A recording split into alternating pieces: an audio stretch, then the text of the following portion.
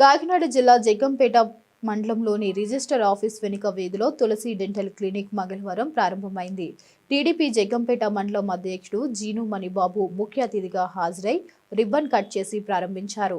దంత వైద్య నిపుణురాలు doctor Deepti, doctor Muralikrishna సారథ్యంలో అతి తక్కువ ఫీజులతో పేదలకు మెరుగైన దంత వైద్య సేవలు అందించడం జరుగుతుందన్నారు.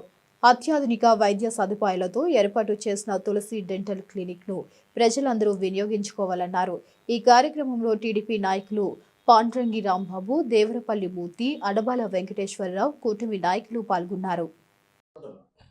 ఈరోజు మరి అడబాల వెంకట మురళీకృష్ణ సారథ్యంలో జగ్గంపేట డెంటల్ హాస్పిటల్ మరి ఏదైతే తులసి డెంటల్ హాస్పిటల్ ఉందో ఆ తులసి డెంటల్ హాస్పిటల్ని ఈ రోజున మళ్ళీ రీఓపెన్ చేస్తూ డాక్టర్ దీప్తి గారు ఓఎంఎఫ్ఎస్ స్పెషలైజేషన్ డాక్టర్ గారితో, అదేవిధంగా రాజ్ కుమార్ బీడిఎస్ డాక్టర్ గారితో మరి ఈ ముగ్గురు కలిపి ఈ జగ్గంపేటలోని ఈ తులసి డెంటల్ క్లినిక్ అనేది మళ్ళీ రీఓపెన్ చేయడం జరుగుతుంది. మరి ఎవరైతే డెంటల్ పరంగా ఇబ్బందులు ఉన్నారో వాళ్ళందరికీ కూడా మరి ఉపయోగపడుతూ మరి దినదినాభివృద్ధి చేసి వైద్య రంగంలో మంచి ఉన్నత స్థాయికి వెళ్ళాలని చెప్పేసి ఈ ముగ్గురిని కూడా కోరుకోవడం జరిగి ఆశీర్వదించడం జరుగుతుందని చెప్పి సందర్భంగా తెలియజేయడం జరుగుతుంది.